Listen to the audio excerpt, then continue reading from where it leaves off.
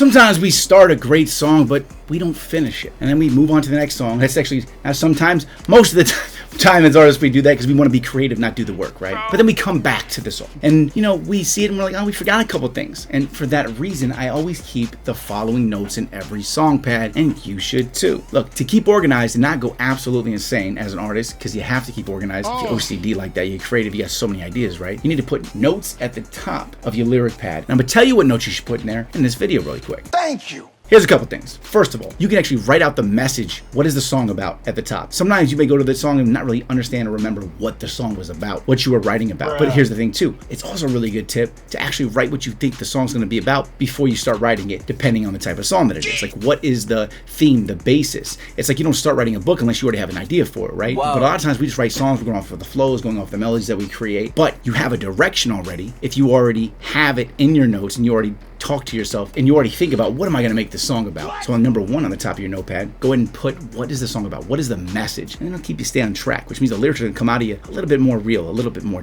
different, more unique, telling your story. The next type of note that I have, number 2, is, do you have a music idea? Do you have a lyric video idea? Put that there. Just keywords like, okay, there's money in this, there's gonna be 2 girls, or it's about a relationship. That's why you also start with the theme first, because then when you write your idea for the music video, you kind of have the theme, which will help you put together the music video. Bing bong. You're kind of pre-planning everything out, pre-manifesting, pre-creating the overall idea of it in your head before you even create it. And that's why number 3 is important too, is do you have any marketing ideas for this song? You don't want to forget any ideas that you have while you're marketing. And as I tell people to do a lot now, especially because of Reels and TikTok being the thing that pops off people, if you're thinking about the marketing as you're creating the song, your marketing tactic is built into the song. I'm gonna make a whole nother video about that. But think about that. So number 3 is, do you have any marketing ideas for this? Can you identify what parts of the song could be used for marketing as you're writing it? Put it in that section, right? Really simple notes to keep, but very powerful, as I'm sure you can see already. Number 4, the 4th type of note that you want to keep inside of your lyric pad is remembering what you want to do this song. Re-record first verse, rewrite first verse, rewrite the first 4 bars of the second verse, change the arrangement here, put a piano in there, maybe an instrument you hear, like, what do you want to add in there? Those ideas can be just splattered right into that notes section without interrupting your workflow while you're writing. But if you're writing and you don't write it down, you're probably gonna forget the idea. That's why it's good to have these notes up there. Even if you just use it for this, it's very powerful. Oh God. Really quick, if you could hit that subscribe button for me, I really appreciate it. Growing this channel allows me to help more artists like you and me so that we can keep getting further, faster together. That's it, let's get back to the video. Number 5 notes that I always keep is what's the key of the song? What's the tempo? Now obviously it's gonna be inside of the session, but maybe you wrote to just the beat before you even brought it into a session. Maybe you can't remember it. That's why it's really good to have that. And then lastly, for this quick tip video, what I always put in the top of my lyric pad as a note is, if I haven't bought the beat yet, and usually me and AG, we make all the beats ourselves, but if there is a beat that we need to track out for or whatever it is, I make sure to put the link to the beat from the producer so I don't forget it, so I can go to it immediately, and so I can buy the lease or buy the track out or whatever I need to do. It's always good to have that there. I didn't used to do that a long time ago. I used to just have the file that was named inside of the folder, but then I was like, if I already know I'm using this beat, I copy and I paste it right into the notepad as I'm writing or as I'm just coming up with ideas for the song, even before I'm in a session. So those are things that are really helpful for you to keep inside of your lyric pad every time you're writing. And a lot of people aren't that organized. A lot of people may not want to do this stuff, but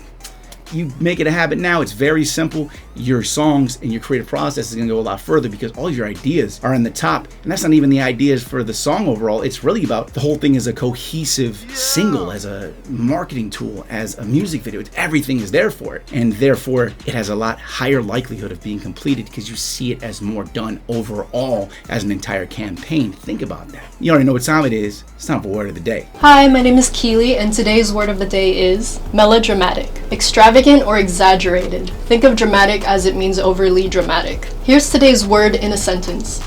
Rob kicked her out of his room after her melodramatic speech. All right, I hope this helped you out. I have a Rap Fundamentals Masterclass series, a bunch of things that I give you for under $3. Wow. And also for that, I want to give you something for free. I want to give you a bunch of free Rap Fundamentals cheat sheets and tools. Right. So if you click in the link that's in the description or in the top comment, I'm going to give it to you for free. And I usually charge for this stuff. It's actually usually part of this bundle, but I want you to get your hands on this while I'm offering it and see the little tidbits, just all this information, little tidbits, but there's a lot of them and it adds up, and they're free right now. Damn, so son, click this video before it's gone and get your hands on this. And after you tell me where to send it, it's going to bring you to a page that loads in like 2 seconds. They spend a ton of money getting to load so fast for you, and it's going to show you the entire Rap Fundamentals bundle that costs less than $3. Lord Jesus.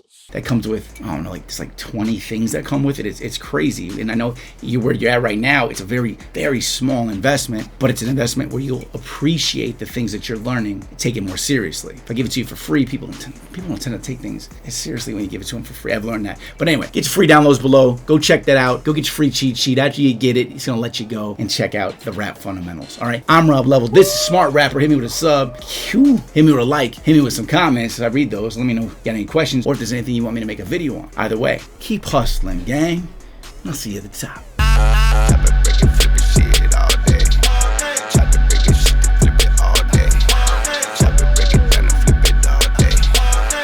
Break it down and flip it all day.